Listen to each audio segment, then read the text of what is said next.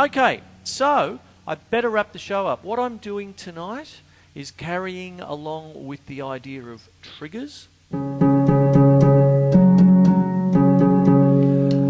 into an interface unit, out via USB into a computer, triggering sounds, and be able to come up with drum set compositions by, creating different moods and going with what I've got here.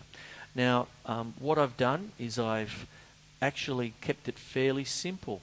This time a year ago, I was making episodes dealing with Stravinsky and Debussy and Shostakovich and the like, John Cage and all of this sort of business by triggering specific notes. But I'm just backpedaling a little bit just to really get the basics going, revisiting the basics, because what I've done is actually reverse engineer the triggers and tune the triggers to the drums, because I've got a drum kit that I sort of like the tuning of just now. I don't particularly want to change it too much.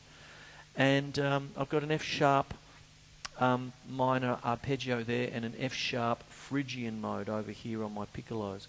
Essentially everything that you're seeing here, this crazy kit, is really just two bits.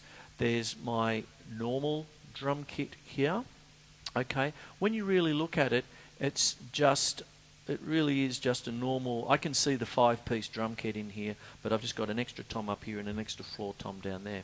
That's all it is, with a couple of extra cymbals because I deal with shades and tones a little bit.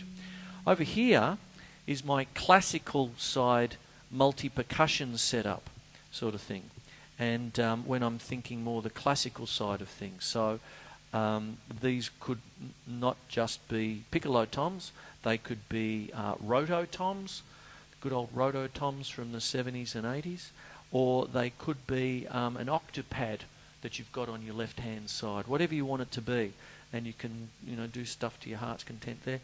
And of course I finish off a couple of gongs behind me. There you go, for different things, all tuned in different shades and stuff. And what I've tried to do is not only just simply talk about the technology, but to actually talk about the compositional techniques and the sounds that give way to the imagination, and then going with what you've got, okay, and just working with that, because I'm forever thinking, and as I said at the top of the show, it's one of the things where it's enough to do the drums and terrific in whatever genre you want, but what I'm really talking about tonight is taking it a step further, and the added bonus or the added problem or the added adventure of not only thinking and creating different shades and tones of a piece of music, but actually thinking in terms of the notes that you're using, much like a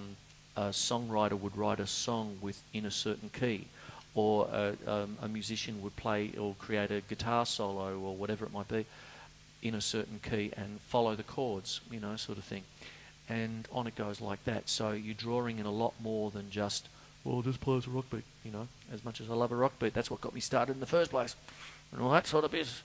Okay, so I'll wrap the show up. My name's Chris Quinlan, and it is The Drum Show. I'm talking about triggers and basically triggering sounds to create compositions. If you want to contact me, it's drumshow@hotmail.com, and the website is thedrumshow.net. Many clips on YouTube as well, which you can access via my website. See you next week. Take care. Trigger away.